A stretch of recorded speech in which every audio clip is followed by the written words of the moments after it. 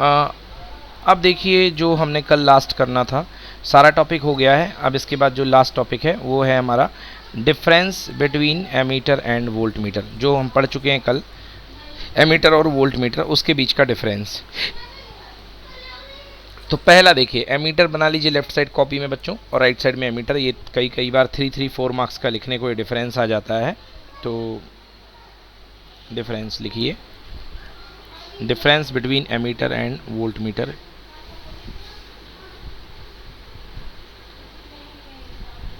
क्या है? पहला, ammeter, it is the low. मैंने कल बताया था कि एमीटर में पैरेलल कॉम्बिनेशन होता है, तो रेजिस्टेंस क्या हो जाएगा? सब लोग बोल सकते हो, रेजिस्टेंस कम हो जाएगा, मतलब ये लो पावर है, बिल्कुल। देन वोल्ट मीटर में रेजिस्टेंस सीरीज में कनेक्ट होता है, तो सीरीज में रेजिस्टेंस बढ़ता है, तो सीरीज में रेजिस्टेंस क्या हो जाएगा? ज़्यादा हो जाएगा, तो ये हाई रेजिस्टिव इंस्ट्रूमेंट है। एमीटर में जो रेजिस्टेंस आता था जी और एस जो थे, आपको याद होगा जी और एस पैरेलल में थे, ऊपर जी लगा हुआ था और नीचे क्या लगा हुआ था? एस लगा हुआ था। तो आपने पढ़ा होगा ना क्लास 10th में कि अगर ऊपर R1 है और नीचे R2 है, तो जो टोटल रेजिस्टेंस आता है वो कितना होता है? R1 R2 upon R1 plus R2। तो यहाँ पे क्या हो जाएगा? जी एस अपॉन जी प्लस एस, ये हो गया। और इसमें टोटल रेजिस्टेंस कितना हो जाता है सीरीज में? जी प्लस आर। भाई देखो तीसरा, शंट जो रेजिस्टेंस होता है उस एच की वैल्यू कल मैंने लिखवाई थी। शंट रेजिस्टेंस की वैल्यू कितनी होती है? I g G upon I minus I जी। कल का डेरिवेशन है यही, कल अपन ने बताया था। शंट इक्वल टू होता है I g into G upon I minus I g. और जो रेजिस्टेंस आता था वो आता था R equal to V upon I g minus capital G. तो ये रेजिस्टेंस की वैल्यू थी जो बहुत हाई होता था। हमें एमीटर किस में कनेक्ट होता है? सब मेंस के साथ सीरीज में। और वोल्ट मीटर किसके साथ कनेक्ट होता है? मेंस के साथ पैरेलल में। एमीटर का जो आइडियल रेजिस्टेंस होता है वो कितना होता है? 0। और वोल्ट मीटर का जो आइडियल रेजिस्टेंस होता है वो कितना होता है? Infinity. Next, ammeter, its resistance is less than that of galvanometer, क्योंकि गैल्वेनोमीटर के साथ पैरेलल में कनेक्ट करने से बना है ना, तो पैरेलल में कनेक्ट करने में जिसके साथ आप जोड़ते हो उससे भी कम रेजिस्टेंस आता है। तो इस वजह से एमीटर का रेजिस्टेंस जो होता है वो गैल्वेनोमीटर से भी कम हो जाता है। और दूसरा, इसका रेजिस्टेंस जो होता है वो गैल्वेनोमीटर से ज़्यादा हो जाता है। समझ में आया? इसका जो रेजिस्टेंस होता है वो गैल्वेनोमीटर से भी ज़्यादा हो जाता है। Okay, it is not possible to decrease the range of the given ammeter. Ammeter की रेंज को बढ़ा तो सकते हो मगर आप डिक्रीज नहीं कर सकते हो। Okay, it is possible to decrease the range of the given voltmeter, but voltmeter की रेंज को आप क्या कर सकते हो? डिक्रीज कर सकते हो। समझ गए? एमीटर की रेंज को आप डिक्रीज नहीं कर सकते हो, बट वोल्ट मीटर की रेंज को आप क्या कर सकते हो? डिक्रीज कर सकते हो। चलो बताओ बच्चों, इसमें से कौन सा पॉइंट नहीं क्लियर है? तो मैं एक बार फिर से आपको बता दूं, ये कल के डेरिवेशन से रिलेटेड टॉपिक है। बताओ कौन सा टॉपिक क्लियर नहीं इसमें? क्लियर है सारे बच्चों? बोलिए जय, यशराज, हंसिका, आर्यन। कौन सी लाइन क्लियर नहीं है बेटा जो बता दूं? एक बार पढ़ लो अच्छे से और बताओ कौन सी लाइन क्लियर नहीं हो रही है। सर थर्ड पॉइंट रिपीट कर दो। थर्ड पॉइंट में बेटा कल अपन ने देखो जो रेजिस्टेंस निकाला था, शंट का रेजिस्टेंस, देखो शंट रेजिस्टेंस जो निकाला था, देखो अपन ने क्या निकाला था। डिस्कार्ड करो इसको। चलो ये देखो शंट रेजिस्टेंस। शंट रेजिस्टेंस की वैल्यू देखो बेटा लिखी है आपके सामने ऊपर, आई g G upon I minus I जी। आई थी नहीं आई थी बताओ? ये जो बॉक्स के अंदर है, I g G upon I minus I जी, ये शंट रेजिस्टेंस है जिसको अपन ने कल पढ़ा था। ठीक है ना? So this is what, this is shunt resistance, ये थी। तो वहीं पे कहा जा रहा है कि भाई ये शंट रेजिस्टेंस है, ये देखो। So I g G upon I minus I g, this is shunt resistance.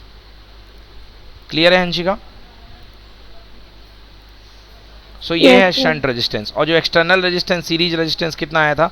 V upon I g minus G. ये भी देखना चाहते हो? ये देखो ये लिखा है R equals to V upon I g minus G. बहुत यही आता है एग्जाम में, ये दोनों फॉर्मूले वेरी वेरी इंपॉर्टेंट। डायग्राम बनाने को आएगा और इनकी वैल्यू निकालने को आती है कि शंट रेजिस्टेंस क्या होगा, सीरीज रेजिस्टेंस क्या होगा। क्लियर बेटा? Yes sir. चलो ठीक है ये। हाँ और बताइए, और कौन सा पॉइंट क्लियर कर दूँ? सर पापा पूछ रहे थे पेमेंट रिसीव हो गई आप? हाँ हो गई। चलिए और कौन सा पॉइंट क्लियर कर दूं?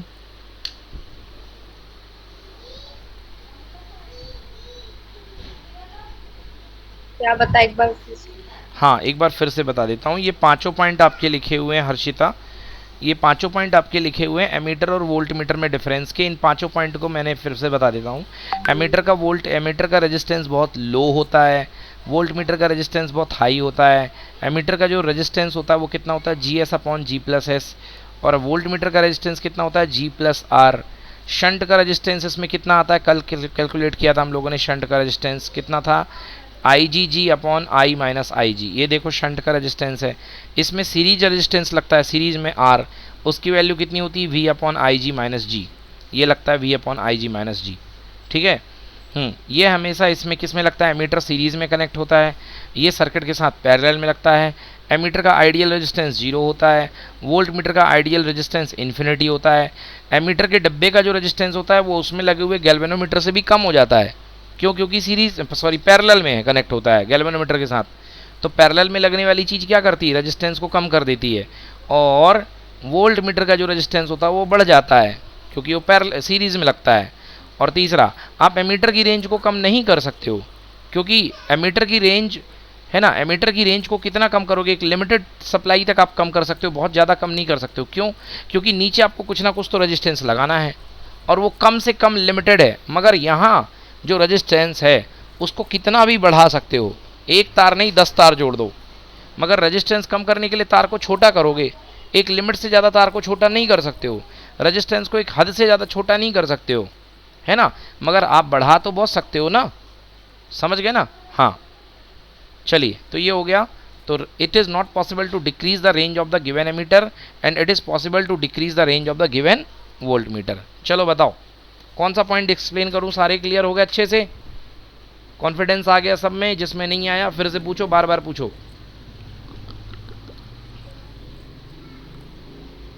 ये एमीटर सीरीज में रहेगा इसलिए मतलब लो रेजिस्टेंस रहेगा ना। एमीटर सीरीज में रहेगा, कल बताया था भाई आपको, एमीटर से हाँ करंट हाँ नापना बताया था ना। है, एमीटर से करंट नापना है। करंट को पूरा नापने के लिए आपको रास्ते में लगाना पड़ेगा कि रास्ते के ऊपर नीचे लगाना पड़ेगा, रास्ते में। बिल्कुल सही। तो सीरीज में लगाओ जिससे कि पूरा पूरा फ्लो जाए उससे। अगर पैरेलल में लगा दोगे तो करंट बढ़ जाएगी, समझ में आया ना। Yes sir. तो एमीटर हमेशा सीरीज में लगाया जाता है, वोल्ट मीटर हमेशा पैरेलल में। डन। Yes sir. यस। हम्म और वोल्ट मीटर क्यों लगाया जाता पैरेलल में, ये वोल्ट मीटर पैरेलल में अक्रॉस लगाया जाता है। जैसे मान लो मेरे को मान लो जैसे आर्यन कि मुझे तुम्हारे 2 शोल्डर की ताकत नापनी है, समझ गए ना। मुझे 2 शोल्डर की तुम्हारी ताकत नापनी है, समझ में आया। तो मुझे 2 शोल्डर की तुम्हारी ताकत नापनी, तो मैं क्या करूंगा, एक रस्सी तुम्हारे दाहिने शोल्डर में डालूंगा घुमा करके, बोलो हाँ। हाँ सर। एक रस्सी तुम्हारे बाएं शोल्डर में डालूंगा घुमा करके, और ऊपर से खींचना शुरू करूंगा कि तुम्हारे शोल्डर कितने ताकतवर हैं, बोलो हाँ। यस। हाँ, तो रस्सी कैसे डली हुई है, अक्रॉस डली हुई है, यस और नो। Yes sir. रस्सी अक्रॉस डली हुई है कि नहीं डली हुई है, बताओ। हाँ सर। हाँ, तो वोल्ट मीटर में वोल्टेज नापने के लिए वोल्टेज हमेशा कहाँ पे आता है, अक्रॉस पे आता है, समझ गए ना। वोल्टेज जो होता है अक्रॉस पे आता है। बेटा बहुत शोर हो रहा है आपके यहाँ, थोड़ा माइक मत ऑन करना। तो वोल्ट मीटर में जो वोल्टेज होता है वो अक्रॉस पे आता है। क्लियर, लिख दो, मैसेज टाइप कर दो, डन। समझ में आ गया। तो वोल्ट मीटर में जो मैसेज जो वोल्टेज होता है वो हमेशा अक्रॉस में नापा जाता है। क्लियर कि not clear Aryan. Yes sir. हाँ क्लियर हो गया। हाँ सर। चलो और बताओ, कोई डाउट। चले आगे, क्लियर है सबको। 5th पॉइंट और बता दो। 5th पॉइंट और बता दूं, resistance of the ideal ammeter is 0। देखो बेटा, आइडियल एमीटर का रेजिस्टेंस 0 होता है। यार हमसे ये बोला गया बेटा कि हमको इसके साथ हमने शंट किया। शंट करने से ये बताओ पैरेलल में बेटा, इस डब्बे का, इस पूरे के पूरे बॉक्स का ये जो बन रहा है, इसका रेजिस्टेंस बेटा ये बताओ कम हो गया कि बढ़ गया पैरेलल करने से, बोलो। कम हो गया ना सर, कम हो गया, अपॉन के फॉर्म में आते हैं। बिल्कुल सही, बिल्कुल सही। पैरेलल में अपॉन वाला फॉर्मूला लगा के कम हो गया। अब ये बताओ, कोई चीज़ हमें कम करनी है तो उसको हम कम से कम कितना ले जा सकते हैं मैथमेटिकली। अगर हम कहेंगे 0। आइडियल करना, आइडियल मतलब आदर्श, सबसे अच्छा, 0। तो क्या होगा, 0। तो इसलिए आइडियल होगा 0। अच्छा, इसको हमको बढ़ाना है, और इतना बढ़ाना है कि बेगजब बढ़ाना है, तो बताओ इसको हम बेगजब कितना बढ़ सकते हैं, इन्फिनिटी। तो इसलिए आइडियल एमीटर का रेजिस्टेंस होता है 0 और आइडियल वोल्ट मीटर का रेजिस्टेंस होता है इन्फिनिटी। क्लियर हुआ? Yes sir. चलो, और कोई पॉइंट सभी को क्लियर अच्छे से? सभी? Yes sir. हाँ। तो बच्चों ये इस चैप्टर में बहुत बहुत इंपॉर्टेंट चीज़ें मैंने बताई हैं। ये टॉपिक का सेकेंड पार्ट है। इसके पहले पार्ट में मैंने डेरिवेशन कराए थे, Biot Savart law, circular loop, infinite line conductor, solenoid, ठीक ना। फिर उसके बाद मैंने इसमें क्या बताया आपको, F equal to q v sine theta कराया। फिर उसके बाद बिल साइन थीटा कराया। बिल साइन थीटा के बाद दो चार्ज के बीच का कंडक्टर F1 म्यू नॉट, ये mu naught upon 2 pi I1 I2 L by r. फिर उसके बाद अपन ने करवाया बच्चों ये BINA sine theta, BINA sine phi का डेरिवेशन। फिर उसके बाद गैल्वेनोमीटर की करंट सेंसिटिविटी, वोल्टेज सेंसिटिविटी और गैल्वेनोमीटर का फॉर्मूला, गैल्वेनोमीटर की theory, I proportional to theta. तो ये बहुत चैप्टर इंपॉर्टेंट है। इसका ही सेकंड पार्ट यहीं पर फिनिश होता है। थर्ड पार्ट की ओर आगे बढ़ेंगे, इससे बहुत सारा आने वाला है। अब याद रखिएगा, मैंने एक आपको पीडीएफ भेजा है इसका चैप्टर का, है ना, वो बहुत इंपॉर्टेंट है। उस पीडीएफ में ये वाला नहीं, एक और मैं थ्योरी नोट्स मेरे हाथ के लिखे हुए भेजता हूँ, तो आप लोग जो है उसको अच्छे से कर लेना, उसको पीडीएफ को खोल करके उससे सारे के सारे नोट्स बना लेना। अब चलते हैं भाई थर्ड पार्ट की तरफ, देखते हैं थर्ड पार्ट में क्या है। 12th फिजिक्स, ये तो है। चलिए थर्ड पार्ट कंटिन्यू करेंगे अब हम लोग इस चैप्टर का।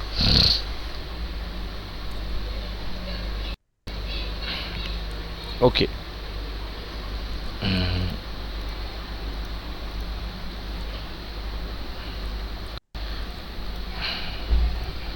चलिए बच्चों थर्ड पार्ट हम इसका कंटिन्यू करने आ रहे हैं। अब जितना हमने पढ़ रखा है बच्चों फर्स्ट और सेकंड पार्ट में, थर्ड पार्ट में इसका डेरिवेशन है।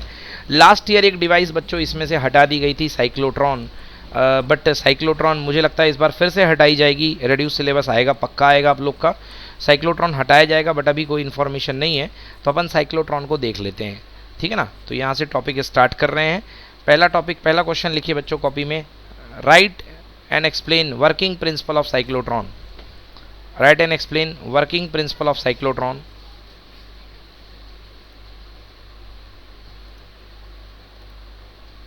Write and explain working principle of cyclotron.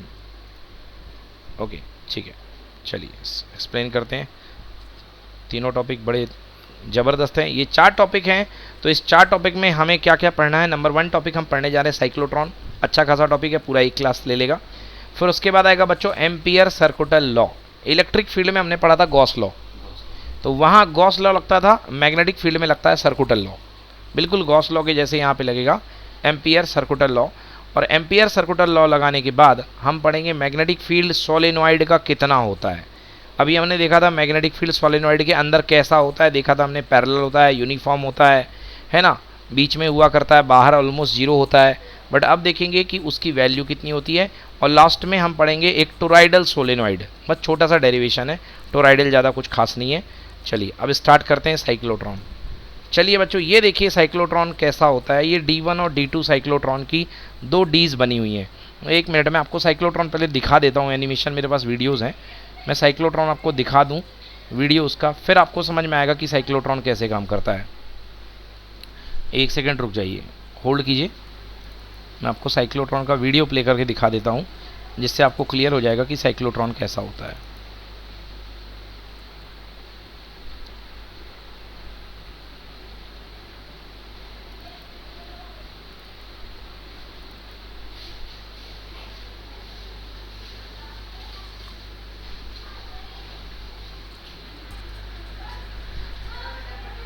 ये principle and working of cyclotron.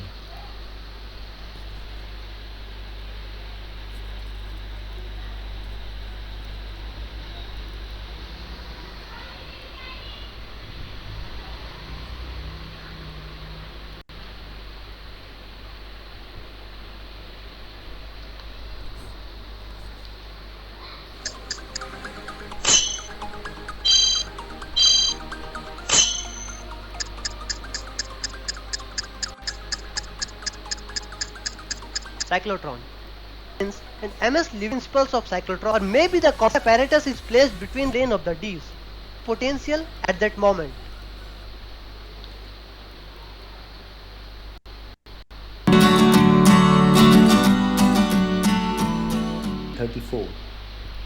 To bombard nuclei causing yes cyclotron is a device developed by E.O. Lawrence and M.S. Living. ठीक है, तो ये cyclotron हुआ कैसा करता है, अब इसको नॉर्मली पहले इस डायग्राम में देख लो। ये जो दिख रहा है ना, ये साइक्लोट्रॉन है आपके पास में, ये जो है मेन साइक्लोट्रॉन। अब पहले मैं इसके पार्ट बता देता हूँ बच्चों। ये एक दो डीज हुआ करते हैं, डीज मतलब खोखले टाइप के डी बना दिए जाते हैं। ये नीचे भी मेटल है, ऊपर भी मेटल है ना। ये नीचे मेटल के मतलब मेटल के हॉलो खोखले गोले टाइप के होते हैं। मतलब एक प्लेट ले लो गोली गोली खोखली सी, और उसको बीच में से फोड़ दो, तो ये जो बन जाएगा ये डीज कहलाते हैं। तो एक डी ये लगी हुई है और एक डी ये लगी हुई है। ओके, D1 और D2, तो दो डीज यहाँ पे लगे हुए हैं, समझना। तो एक डी ये है D1 और दूसरी डीज ये है D2, ये दो डीज हैं। नीचे एक होता है नॉर्थ पोल पीस और साउथ पोल होता है, तो इसके बीच में मैग्नेट लगा करता है। तो बच्चों होता क्या है एक्चुअली, ये वाला डायग्राम देखना होता कैसे, ये काम कैसे करता है साइक्लोट्रॉन में। अभी मैं डिटेल वर्किंग है बहुत ज़्यादा, बट इसको थोड़ा सा जल्दी में देखना कैसे काम करता है। अभी ये देखो, ये होता है मेनली, ये दो डीज हुआ करती हैं, खोखली डीज होती हैं, बीच में जगह खाली होती है। बीच में कौन सा फील्ड काम करता है बच्चों, इलेक्ट्रिक फील्ड। बीच में इलेक्ट्रिक फील्ड काम करता है। अब ये देखो, ये कनेक्शन होता है, बाहर अपन लगा देते हैं क्या, बैटरी। पर बैटरी में यहाँ पर बच्चों हम लोग AC सप्लाई लगाते हैं। तो AC सप्लाई को बोलते हैं हाई फ्रिक्वेंसी ऑसिलेटिंग करंट। तो ये लगा दिया, और नीचे से मैग्नेटिक फील्ड ऊपर की तरफ आता है, जिसकी वजह से अब यहाँ पर अपन ने बीच में देखो पॉजिटिव पार्टिकल छोड़ा। तो ये पार्टिकल जो होता है ये घूमना शुरू करता है, जुई जुई जुई जुई जुई जुई जुई जुई जुई, और धड़ाम से फिर बहुत ज़ोर से बाहर निकलता है।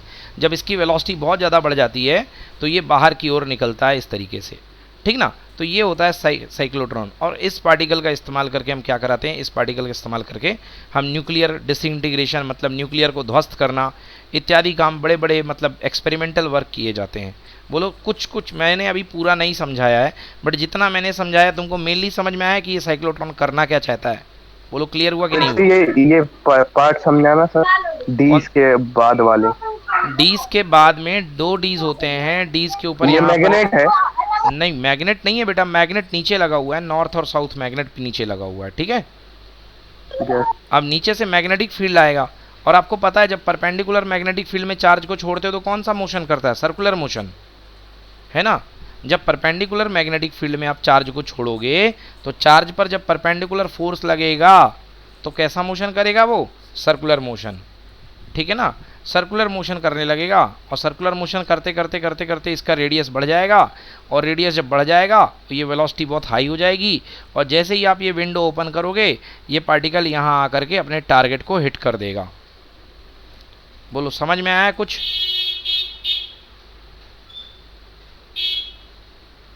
कुछ समझ में आया कि नहीं आया? Yes sir.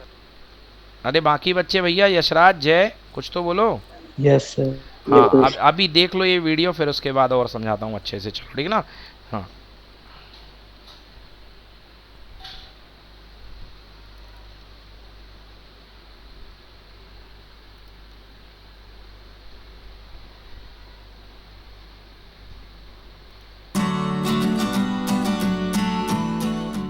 Cyclotron is a device developed by E.O. Lawrence and M.S. Livingston in 1934. It is used to accelerate charged particles like proton and neutrons. हाँ, तो क्या करता है, इसका काम क्या होता है, एक्सेलरेट करता है चार्ज पार्टिकल को। तो लिख लो, it is use to accelerate charge particle, positively charge particle, proton and neutron. क्यों? क्योंकि पॉजिटिवली चार्ज पार्टिकल बहुत हैवी होते हैं, इलेक्ट्रॉन बहुत हल्का होता है, इसलिए उसको एक्सेलरेट नहीं कर पाएगा, इलेक्ट्रॉन रास्ते में भटक जाएगा। बट ये heavy charge particle like proton और न्यूट्रॉन को एक्सेलरेट करने में इस्तेमाल किया जाता है। जय, clear? Yes, sir. Okay, so it is used to accelerate the charged particle, proton and neutron like. This results in production of high energy charged particle. हाँ, this result in the production of high energy charge particle. तो इसके तहत आप, इसकी process के through आप electron, proton और neutron या अल्फा पार्टिकल को बहुत ज़ोर से एक्सेलरेट करा सकते हो, मतलब बहुत ज़्यादा स्पीड में एक्सेलरेट करा के फिर उसकी बमबारी कर सकते हो जिसके ऊपर चाहो। In nuclear physics, such energized particles तो are इसका used to एक्चुअल यूज क्या है, bombard. इसको घुमाना ही बस? हाँ, इसका काम है इसको घुमाना और इसको पार्टिकल को वेलोसिटी में पहुंचाना। समझो जैसे मान लो जैसे तुमने देखा होगा वो समुंदर में वो लोग लंगर फेंकते हैं, तुमने देखा होगा, या कभी देखा होगा किसी फिल्म में पायरेट्स ऑफ कैरिबियन टाइप में, कि जब वो घुमाता है पहले चीज़ों को धीरे धीरे घुमाता है, ये नहीं कि सीधे पकड़ के उसको लंगर को डाल देता है, पहले हवा में हाँ, थोड़ा सा घुमा के फिर घुमाएगा। फेंकता है। हाँ, तो ऐसे जैसे मान लो एक पत्थर लिया तुमने और तुमको उसको बहुत दूर तक फेंकना है, तो तुम क्या तो वो करोगे, रस्सी में पहले बांध के उसको, घुमाएंगे हाँ, उसको। बिल्कुल। तो यही काम यहाँ पे साइक्लोट्रॉन करता है कि जो पार्टिकल होता है ना उसको बहुत हाई लेवल तक एनर्जाइज कर देता है घुमा करके। समझ में आया? Yes sir. और फिर उसको मतलब फेंको तो वो फट जाएगा ना? नहीं, फटेगा नहीं, सामने वाले के ऊपर बमबारी कराओगे ना, खुद थोड़ा ना फटेगा। नहीं, हाँ, मतलब वो उसको वेलोसिटी से फेंकेंगे। हाँ, उसको हाई वेलोसिटी से फेंकोगे। अब जिस पार्टिकल से सामने तुम टकराओगे उसको, तो उसको तो बर्बाद कर देगा। समझ में आया? जिस पार्टिकल के ऊपर आप टारगेट करोगे, है ना, तो उसके ऊपर गिरेगा वो पार्टिकल आकर के। ठीक है ना? क्लियर हुआ नहीं हुआ? चलिए देखिए, तो यहाँ पे थे हम लोग। Electrons. This results in production of high energy charged particle. In nuclear physics, such energized particles are used to bombard nuclei, causing nuclear reactions. A positively charged particle can be accelerated to high energy with the help of an oscillating. A positively charged particle can देखिए यहाँ पे देखिए, ये जो है ये डीज है, ये लेफ्ट में एक डीज दी गई है, राइट में डीज दी गई है। ये देखो पीछे यहाँ पे कनेक्शन लगा हुआ है, ये प्लस टर्मिनल है, ये माइनस टर्मिनल है, और ये बदलता जाता है। जब ये लेफ्ट वाला प्लस रहेगा तो राइट वाला माइनस रहेगा, फिर थोड़ी देर में लेफ्ट वाला प्लस हो जाएगा और राइट वाला माइनस हो जाएगा, उल्टा हो जाएगा। और ये जो नीचे से देखो कुछ आ रहा है, फीलिंग हो रही है, नीचे से कुछ दिख रहा है डंडे डंडे जैसा, ये क्या है? मैग्नेटिक फील्ड है। क्या है ये? मैग्नेटिक फील्ड है। जो नीचे से सलाखें जैसी निकल रही ना, ये क्या है? मैग्नेटिक फील्ड है। यशराज, दिख रहा नहीं दिख रहा? Yes sir. हाँ, तुम्हारा गला ठीक हुआ नहीं हुआ? सर थोड़ा खराब है। हाँ, चलो देखो, तो ये जो है आपका नीचे से सलाखें टाइप की आ रही हैं, जो रस्सियाँ टाइप की आ रही हैं, ये मैग्नेटिक फील्ड है। अब ये अल्फा ये पॉजिटिव पार्टिकल है, और ये देखो ये घूम रहा है, तो जैसे ये इधर आएगा, ये बाहर निकलेगा, अपनी रेडियस बढ़ा लेगा, फिर ये जाएगा अंदर जाएगा, फिर रेडियस बढ़ाएगा, बढ़ाते बढ़ाते बढ़ाते बढ़ाते देखो क्या होता है, accelerated to high energy with the help of an oscillating electric field by making it cross the same electric field time and again with the use of a strong magnetic field. समझ में आ गया? तो इस तरीके से ये काम करता है जो आपने देखा अभी। Time and again with the use of a strong magnetic field. बोलो, क्लियर हो गया सबको? समझ में आ गया कैसे वर्क करता है? Yes, sir. Okay. Yes. Two hollow half cylinders. हाँ, अब इसका कंस्ट्रक्शन देखो डिटेल में कैसा होता है। दो खोखले सिलेंडर हुआ करते हैं इसमें, जिनको अपन डीज बोलते हैं। Made of high conductive metals known as Ds are so placed that the straight edge will be face to face with a small gap between them. Now these two इनके बीच में देखो गैप लगाया गया, और ये देखिए दोनों के बीच में यहाँ पर high frequency oscillating electric field लगाया गया है यहाँ पे। समझ गए ना? ये क्या लगा हुआ है? ये बदलने के लिए ऑल्टरनेटर लगा हुआ है, तो ये लप लिप होगा, plus minus plus minus plus minus. two Ds are connected to two terminals of an alternating voltage source. हाँ, ये है ऑल्टरनेटिंग वोल्टेज सोर्स। बदलने वाला वोल्टेज सोर्स किसकी मदद से क्रिएट किया जाता है? ऑसिलेटर की मदद से। ऑसिलेटर मतलब बदलने वाला वोल्टेज सोर्स है ये। An oscillator. It would help in changing polarity. If ये हमारी पोलैरिटी चेंज करने में मदद करेगा। जब तक D1 प्लस रहेगा तब तक D2 क्या रहेगा? माइनस। और जैसे ये प्लस हो जाएगा तो ये वाला किस में पहुंच जाएगा? माइनस में। D1 is in the positive potential, then D2 will be in exact opposite, that is negative potential at a हाँ, यशराज, ये प्लस से लेके माइनस के बीच में डंडे टाइप के क्या है, जरा बता बेटा। हाँ, क्या है यशराज? Magnetic field. अरे वाह बेटा, तुम मैग्नेटिक इलेक्ट्रिक फील्ड। इलेक्ट्रिक। हाँ, इलेक्ट्रिक फील्ड। इलेक्ट्रिक फील्ड है, प्लस से माइनस है। In this way, they would be oscillating अब देखो डायरेक्शन चेंज हो गई, एरो पॉजिटिव से नेगेटिव, अगला साइकिल आ गया, ये हो गया प्लस और ये हो गया माइनस। मतलब ये घूमता भी and है? an घूमता नहीं बोलते हैं बेटा, इसको बोलते हैं चेंज होता रहेगा। नहीं नहीं, ये जो पॉजिटिव नेगेटिव इधर उधर हो रहे हैं तो वो पूरा घूमता भी होगा ना सर? पूरा घूमता होगा मतलब, अरे इधर उधर मतलब होता जो- रहेगा। आधे टाइम के लिए ये वाला प्लस रहेगा, ये वाला माइनस रहेगा, और आधे टाइम के लिए लेफ्ट वाला प्लस हो जाएगा, फिर ये वाला माइनस हो जाएगा। घूमना इन द सेंस ये क्यों होगा सर? ये क्यों होगा, क्योंकि अभी मैंने बताया था ना ऑसिलेटर लगा हुआ है इसके साथ में। a positively charged particle ये देखो ऑसिलेटर लगा हुआ है ना, मैंने बताया so था ना। placed that the straight Yes, sir. edge देखो will be face to face with a small gap between them. Now these two Ds are connected to two terminals of an alternating voltage source. Alternating voltage source का मतलब क्या होता है बच्चों? बदलने वाला voltage source. मतलब एक जब प्लस है तो ये माइनस है, और फिर ये माइनस है तो उल्टा वाला दूसरा वाला प्लस हो गया। इसकी वजह से वो चेंज होता रहता है। समझ में आया? Yes sir. हाँ। मैं और ये बोल रहा हूँ जो वो प्लस माइनस मतलब इधर उधर हो रहा है तो वो फ्लैप होता होगा ना सर? यार एक चीज़ बताओ मेरे को, फ्लैप का मतलब क्यों होगा? वो डिस्क वहीं की वहीं रहेगी, वो डिस्क वहीं की वहीं रहेगी। पहले ये प्लस रहेगा तो उस समय तक ये माइनस होगा, फिर उसके बाद ये प्लस हो जाएगा तो ये अपने आप माइनस चला जाएगा। वो चेंज नहीं होगी, डिस्क तो यहीं की यहीं रहेगी, बिल्कुल हिलेगा नहीं। ये जो सेटअप Yes, दिख रहा sir. ना, ये वहीं का वहीं रहेगा, बस ये चेंज हो जाएगा। जैसे वो बल्ब नहीं दिखी सीरीज वाली, तो इधर वाली हरी होती है तो बगल वाली लाल हो जाती है, जब ये बगल वाली लाल हो जाती है तो इधर वाली हरी हो जाती है। Yes sir. हाँ तो वैसे ही कुछ इसमें हो जाएगा। समझ में आया? यस। हाँ चलो देखो। An oscillator.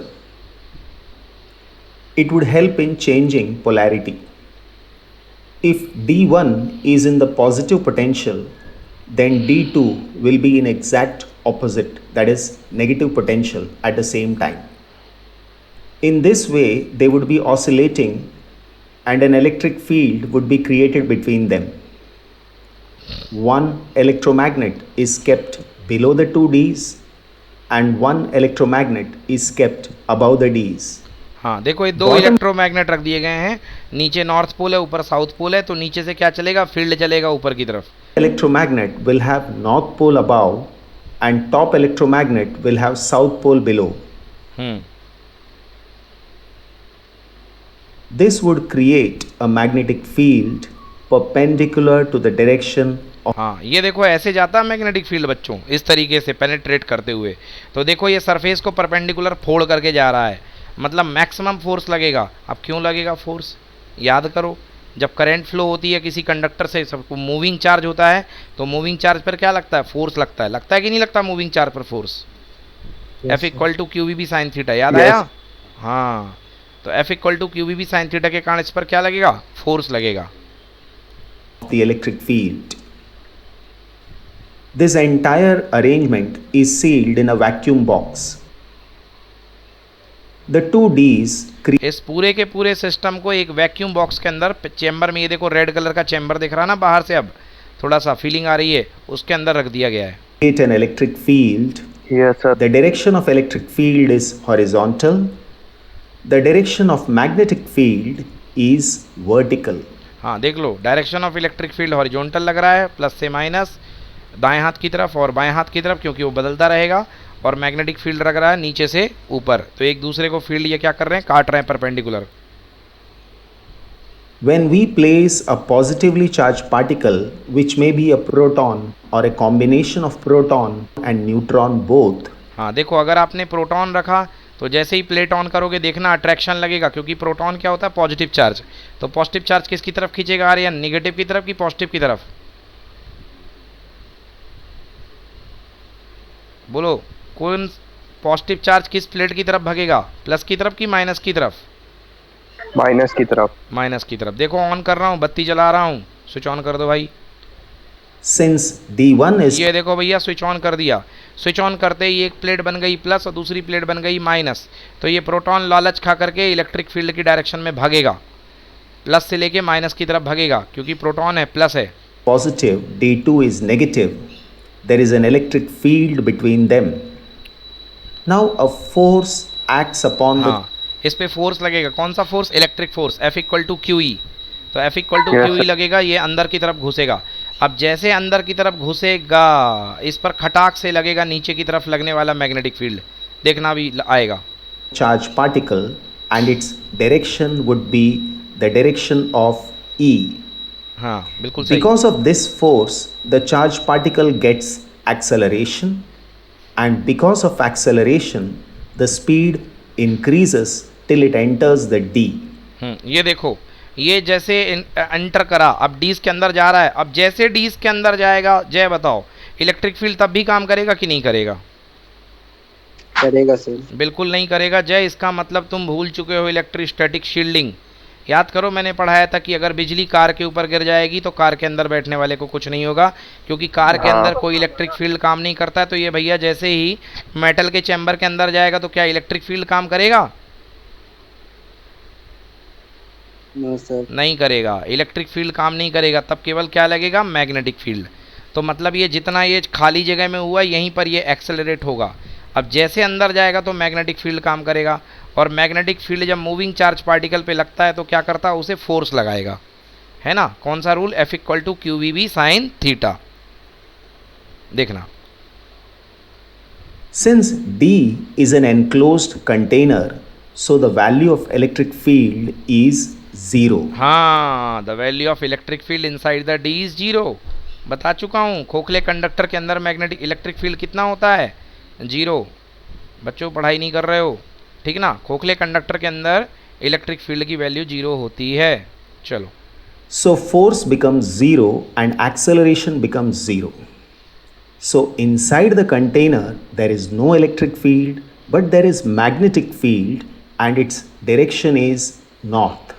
The charged particle now moves perpendicular to हाँ ये देखो, तो चार्ज पार्टिकल जो होगा बेटा परपेंडिकुलर डायरेक्शन में चल रहा है। यहाँ पर charge particle circular motion complete करेगा, सर्कुलर मोशन कंप्लीट करेगा। अब आप लोग बोलोगे सर सर्कुलर मोशन कंप्लीट क्यों करोगे? बच्चों तो लिख लो कॉपी में, 11th क्लास का कंसेप्ट है। जब भी फोर्स और डिस्प्लेसमेंट परपेंडिकुलर हों तो मोशन सर्कुलर मोशन होता है। लिख लो, जब भी फोर्स और डिस्प्लेसमेंट परपेंडिकुलर हों तो मोशन तो सर्कुलर मोशन ही होता है। तो यहाँ पे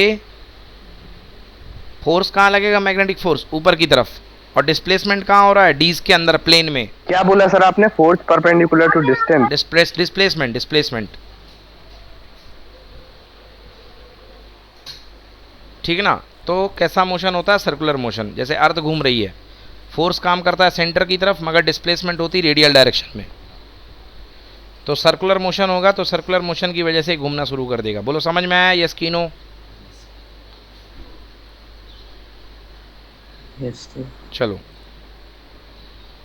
हाँ भाई और लोग बोलो। जय, हंसिका, हंसिका। सर ये प्रोटॉन वाला पार्ट एक बार फिर से बता दो सर, ये जो अंदर जाएगा उसके, हाँ जहाँ पे इलेक्ट्रिक फील्ड 0 होगा। चलो ठीक है, देखो field is 0. हाँ, जैसे अंदर जाएगा बेटा इलेक्ट्रिक फील्ड 0 होगा। इलेक्ट्रिक फील्ड 0 होने का कंसेप्ट मैं आपको बताता हूँ। हंसिका, मैंने आपको करवाया था electric field inside the metallic shell, hollow conductor shell. बताओ मेटेलिक शेल के अंदर इलेक्ट्रिक फील्ड कितना होता है? याद करो, 0। तो अंदर इलेक्ट्रिक फील्ड 0 होगा तो उस पर कोई इलेक्ट्रिक फोर्स काम नहीं करेगा, क्योंकि इलेक्ट्रिक फोर्स की वैल्यू होती है F equal to q e. तो जब E ही 0 हो गया तो अंदर उसके कोई फोर्स काम नहीं करेगा इलेक्ट्रिक वाला। बट मैग्नेटिक फील्ड नीचे से ऊपर की तरफ लग रहा है बेटा, तो आपको मैंने पढ़ा रखा है magnetic force equal to F equal to q v b sine theta. बोलो यस की नो? Yes sir. तो उसके मैग्नेटिक फोर्स के कारण ये लगातार सर्कुलर मूवमेंट में जारी रखेगा अपने आप को। क्लियर हुआ? Yes sir. हाँ सुनिए अब। So force becomes 0 and acceleration becomes 0. So inside the container there is no electric field, but there is magnetic field and its direction is north. The charged particle now moves perpendicular to the direction of the magnetic. हाँ, ये जो ऊपर की तरफ जाता दिखाई दे रहा है बच्चों, ये मैग्नेटिक फील्ड की डायरेक्शन है, ठीक ना।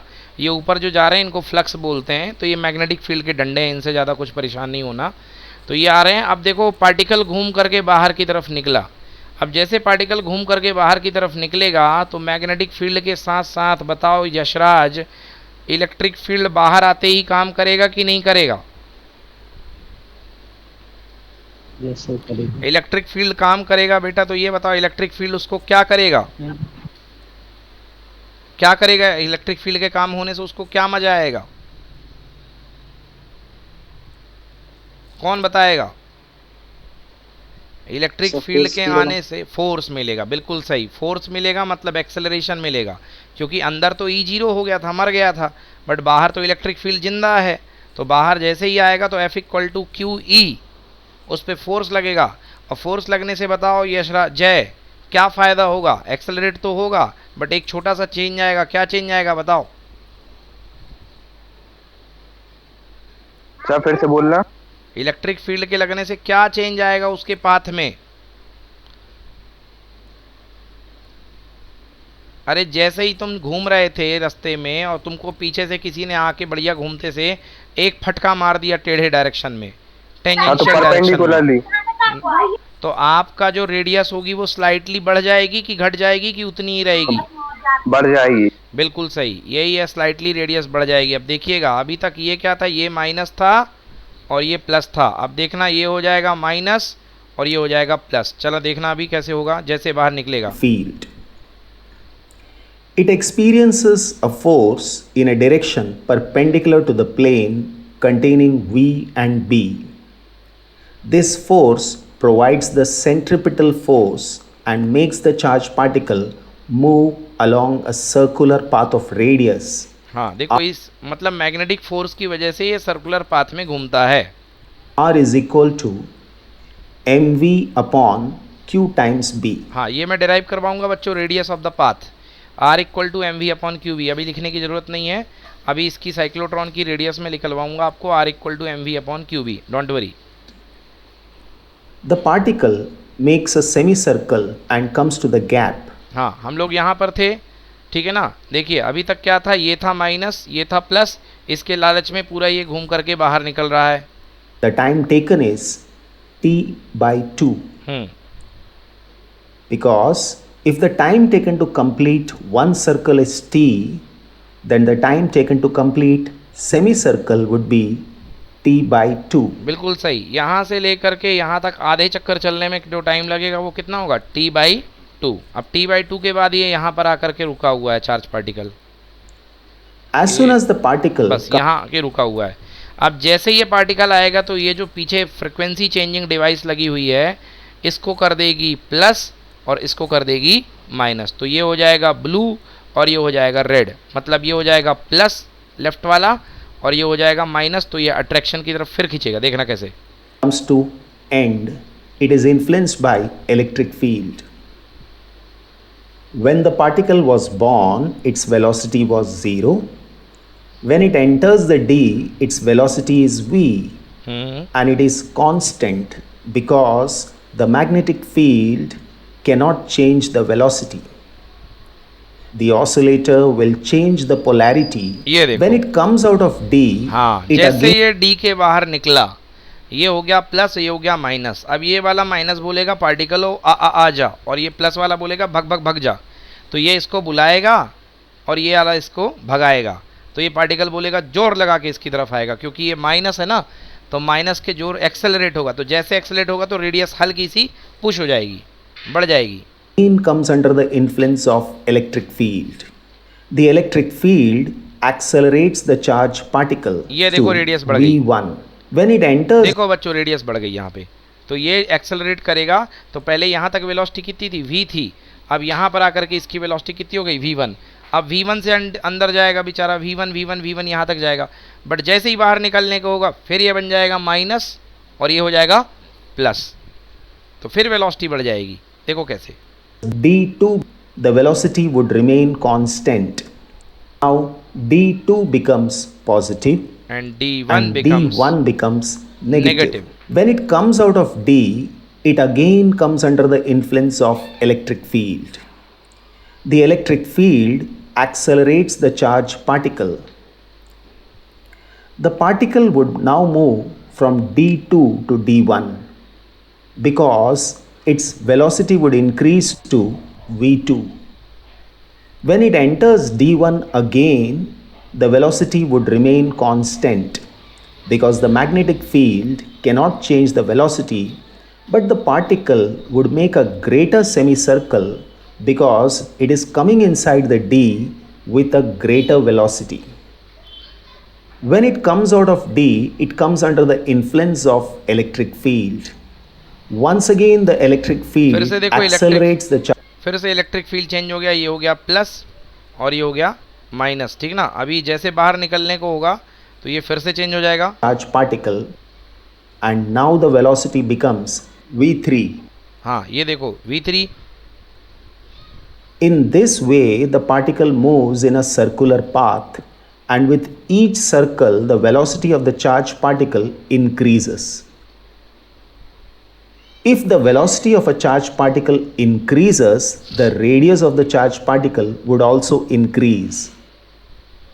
देख रहे हो वेलोसिटी लगातार बढ़ते जा रही है, और ये वेलोसिटी को एक्सेलरेशन कहाँ मिला? ये बाहर खाली जगह में हवा में किसने दिया? इलेक्ट्रिक फील्ड ने दिया है, F equal to q e, है ना। और जब बढ़ते बढ़ते बढ़ते बढ़ते बढ़ते बढ़ते जब आपने सफिशिएंट वेलोसिटी गेन कर ली, तब यहाँ पे एक विंडो लगी होती, उसको खोल करके वो पार्टिकल को बाहर कर देगा।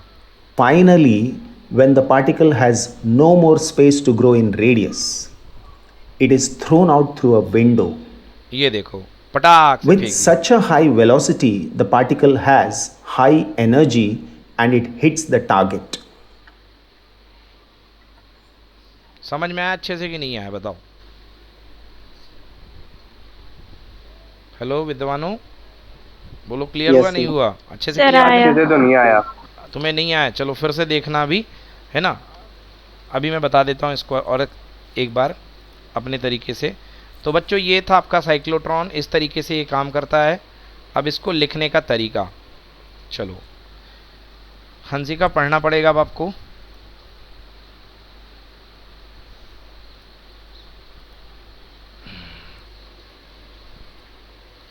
ये देखिए ये डीज लगी हुई हैं ऊपर, वो ऑसिलेटर जो मैंने लगा रखा था ना ऊपर उधर पे साइड में, वो ऑसिलेटर लगा हुआ है प्लस और माइनस के लिए, और ये आपका पार्टिकल है, ये पार्टिकल है। तो चलो D1 D2 dees, NS magnetic pole pieces, W window और B मैग्नेटिक फील्ड। बच्चों बना लो डायग्राम कॉपी में, चलो बनाओ, थोड़ा दिमाग में चढ़ेगा।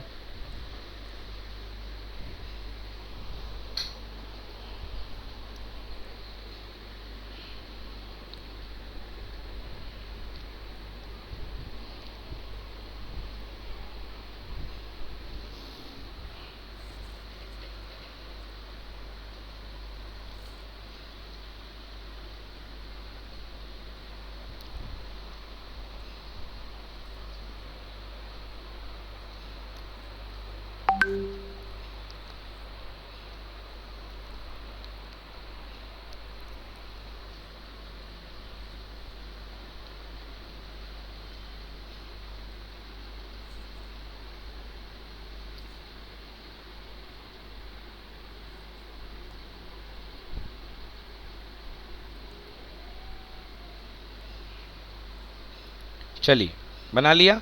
अब ये इसका, ये तो ठीक है, इसका ओवरव्यू है, बाहर से मशीन रखी हुई है। अब ऊपर से देखोगे डीज को तो कैसी दिखेगी? इस तरीके से। अगर ऊपर से डीज को देखोगे तो ऐसी दिख रही थी ना। हाँ, अपन तो डायग्राम में ऐसे ही बना पाएंगे। ये देखो, ये ऊपर से ऑसिलेटर लगा हुआ है, अल्टरनेटर, और नीचे से मैग्नेटिक फील्ड का ब्लो आ रहा था, वो ऐसा बना हुआ है, ठीक है ना, D1 और D2। अब ये देखो बीच में मैंने पॉजिटिव चार्ज पार्टिकल छोड़ दिया। ये जैसे पॉजिटिव चार्ज पार्टिकल छोड़ा तो ये इस तरीके से मूव करते हुए जूं जूं जूं जूं जूं जूं जूं जूं जूं जूं जूं जूं, ये बाहर की तरफ आ गया, विंडो से फेंक दिया पार्टिकल को बाहर, और जोन टारगेट आप रख दोगे उसके ऊपर जाके अटैक कर देगा। तो ये बन गया। बच्चों सेकंड वाला भी बना लो, डीज वाला diagram.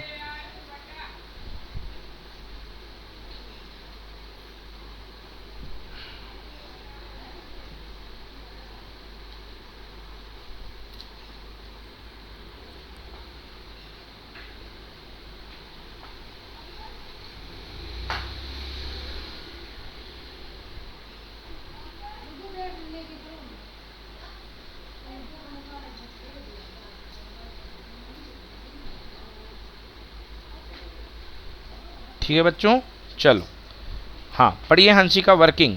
Imagining D1 is positive, Working. Imagining D1 is positive and D2 is negative, the positively charged particle kept at the center and in the gap between the Ds get accelerated towards D2.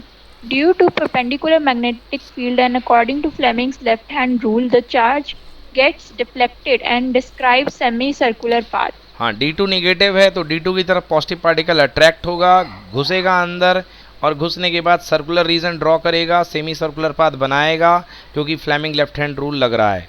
अब जैसे ही बाहर निकलेगा D2 के बाहर तो D2 हो जाएगा plus और D1 हो जाएगा माइनस। तो फिर से लप लप लालच लगेगा किसके ऊपर, पार्टिकल के ऊपर। फिर वो D1 में घुसने की करेगा तो एक्सेलरेट होगा और D1 के अंदर फिर से सेमी सर्कुलर पाथ डिस्क्राइब करेगा। बेटा आगे पढ़ो। When it is about, When it is about to leave D2, D2 becomes positive and D1 becomes negative. Therefore, the particle is again accelerated into D1, where it continues to describe this semicircular path. The process continues till the charge transfers through the whole space. ट्रेवर्सेस मतलब जब तक वो move करेगा। The process continues till the charge traverses through the whole space in the Ds and finally it comes out with very high speed through the window. हाँ इस तरीके से लगातार Ds के पोलैरिटी बदलती रहेंगी, प्लस माइनस का चक्कर चलता रहेगा। पार्टिकल एक जगह से जाएगा दूसरे जगह से अंदर जाएगा, है ना, पोलैरिटी के लालच में वो चेंज करता रहेगा और जब उसे खाली गैप मिलेगा वहाँ पर उसे फटका लगेगा इलेक्ट्रिक फील्ड का, जिसके कारण उसकी रेडियस बढ़ जाएगी और जब रेडियस सफिशिएंटली बढ़ जाएगी तो पार्टिकल को आप बाहर निकाल लोगे। चलो पढ़ते हैं इसकी थ्योरी। ओके अब थ्योरी आ गई बच्चों। थ्योरी में मैं केवल आज आपको वेलोसिटी तक डेवलप करवाऊंगा, ठीक है ना। चलिए देखिए थ्योरी, यहाँ पर दो फोर्स लगने वाले हैं। एक तो फ्लेमिंग लेफ्ट हैंड रूल वाला फोर्स जिसको बोलते हैं magnetic force, Q equal to m f equal to q v b sine theta. और आप देख रहे हो यहाँ पे कि V और B के बीच का एंगल 90 डिग्री है क्योंकि मैग्नेटिक फील्ड ऊपर की तरफ जा रहा है। तो फोर्स कितना लगेगा बच्चों यहाँ पर, magnetic field q v b sine 90। तो क्यू वी बी साइन 90 और यही फोर्स उसको सर्कुलर पाथ में घुमाने के लिए दम देगा। तो सर्कुलर पाथ में घुमाने के लिए दम देने वाले फोर्स को क्या बोलते हैं, सेंट्रीपिटल फोर्स। तो बच्चों mv² अपॉन r होता है सेंट्रीपिटल फोर्स का फॉर्मूला, लास्ट ईयर आपने क्लास 11th में पढ़ा था। तो दोनों फोर्स को इक्वल कर दो बच्चों, mv² upon r equal to q v b sine 90। पढ़ो हंसी का theory. The magnetic force, The magnetic force experienced by the charge provides centripetal force required to describe circular path. therefore mv² by r is equal to qvb sin 90 degree. हाँ चलो बच्चों लिखो mv² upon r equal to q v b sine 90। ये theory formula derive हो रहा है, mv² upon r equal to q v b sine 90। mv² upon r equal to q v b sine 90। चलिए मैं लिख रहा हूँ साथ में आपके, क्या लिखा, mv² upon r equals to q v b sine 90। बच्चों साइन 90 की वैल्यू 1 होती है, ठीक है। तो mv² upon r equal to q into v into b, v से v कैंसिल, ये लीजिए v से v कैंसिल, तो कितना आ गया, mv upon r equal to Q b. लो r को ऊपर लेके आओ, वो जो आया था वहाँ पे डायग्राम लेड वीडियो देखते समय फॉर्मूला, रेडियस का formula mv upon Q b, ये लो लिखो, रेडियस का formula mv upon Q b. ये वेरिएबल रेडियस है जो बदल रही है, mv अपॉन क्यू बी।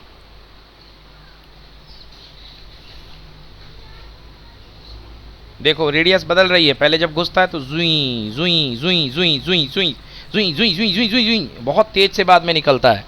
तो जब एकदम कोने पे पहुंच जाएगा तो वेलोसिटी क्या हो जाएगी, मैक्सिमम। तो मैक्सिमम रेडियस को अगर आप कैपिटल R मानते हो तो क्या होगा formula, R highest radius equal to m into v max, क्योंकि सबसे बड़ी रेडियस तभी मिलेगी जब वेलोसिटी सबसे दमदार होगी, अपॉन Q कांस्टेंट है, B कांस्टेंट है। बच्चों दो फॉर्मूले लिख लो, तो अगर क्वेश्चन आ जाए कि मैक्सिमम रेडियस की वैल्यू बताओ तो आप बताना हमें मैक्सिमम वेलोसिटी बताओ, तब हम बता देंगे आपको, ठीक ना। तो m into v max upon कितना हो गया, क्यू बी, समझ गए ना। एम इंटू वी को हम लोग क्या बोलते हैं, मोमेंटम। तो एक और फॉर्मूला लिखो, r equal to p upon Q b, क्योंकि मोमेंटम बोलते हैं।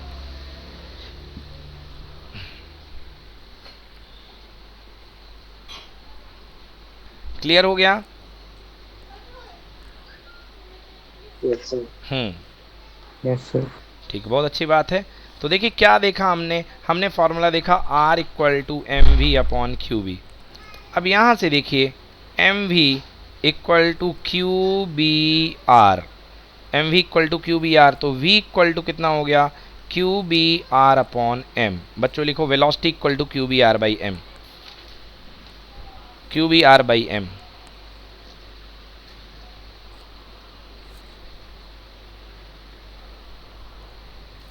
चलिए अब हमारा मन है टाइम पीरियड निकालने का। तो आप लोग देखो टाइम पीरियड क्या होता है, सब लोग जानते हो कि स्पीड इक्वल टू होता है डिस्टेंस अपॉन टाइम। तो टाइम इज इक्वल टू कितना हो जाएगा, डिस्टेंस अपॉन स्पीड, ठीक ना।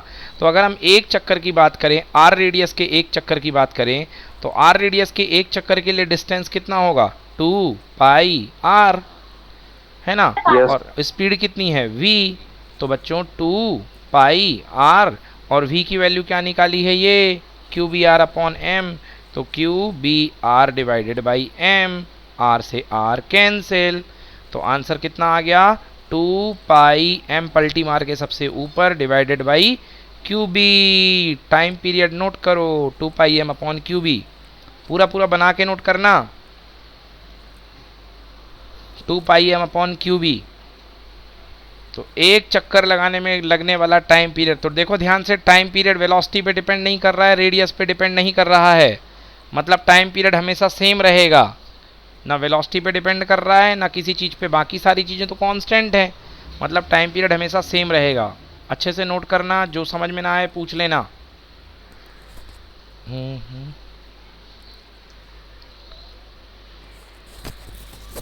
चलो क्लियर। यस। हाँ, यस सर। तो t इज इक्वल टू बच्चों T pi M upon Q b, ये हो गया टाइम पीरियड। अब हमें आधा टाइम पीरियड चाहिए है, क्योंकि डीज मान लो अंदर जा कर के घुसता है इलेक्ट्रॉन, प्रोटॉन जाता है, तो हमें हाफ टाइम पीरियड चाहिए है। तो हाफ टाइम पीरियड के लिए क्या कर दोगे, डिवाइड बाई 2 कर दो। तो बच्चों लिखो half time period t by 2, मतलब 1/2, और टाइम पीरियड अभी अभी कितना निकाला, 2 pi M upon Q B. तो 2 से 2 कैंसिल, आंसर लिखो हाफ टाइम पीरियड कितना आ गया, पाई एम अपॉन क्यू बी, ये आ गया half time period.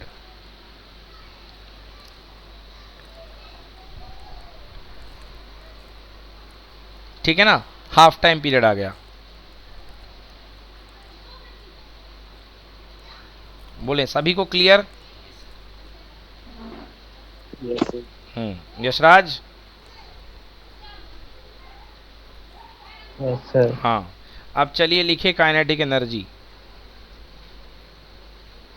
Kinetic energy, kinetic energy कितनी होती है, kinetic energy equal to half M we square, half M we square.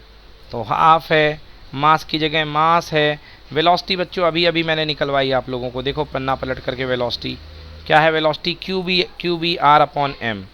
तो बच्चों यहाँ पुट कर सर वो दो। ऊपर वाला फिर से बताना है। बेटा टाइम पीरियड टोटल आया था इतना, हाँ 2 pi M upon Q B, हाँ या ना,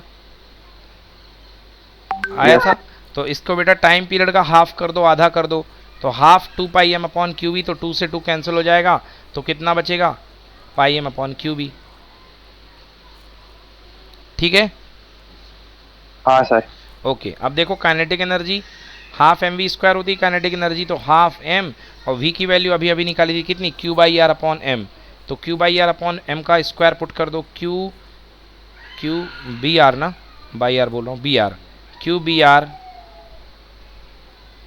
बी आर अपॉन एम का होल स्क्वायर। बच्चों 1/2 M Q square B square R square upon M square, एक एम से एक एम कैंसिल। आंसर लिखिए kinetic energy half Q square B square R square upon M, ये है kinetic energy.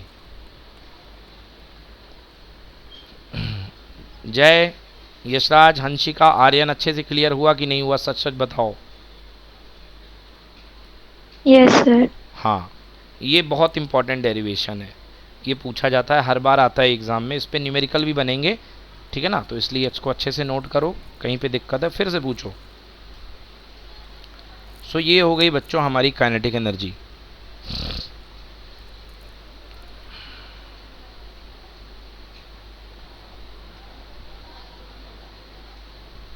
Done, चलो, हाँ ये हो गया। अब बच्चों फ्रिक्वेंसी का फार्मूला सब लोग जानते हो। फ्रिक्वेंसी क्या होती है? 1/टाइम पीरियड, 1/टाइम पीरियड होती है फ्रिक्वेंसी। तो टाइम पीरियड हमने क्या निकाला था? 2πf/QB। तो 1/टाइम पीरियड मतलब 1/2πm/QB। तो बच्चों फ्रिक्वेंसी लिखो पलटी मार के, QB ऊपर और 2πm नीचे लिख दीजिए, ये है फ्रिक्वेंसी साइक्लोट्रॉन। यही पूछा जाता है एग्जाम में, right the cyclotron frequency QB/2πm। Time period का उल्टा कर दिया जाए, फ्रिक्वेंसी बन गई। क्लियर हुआ? Yes, sir.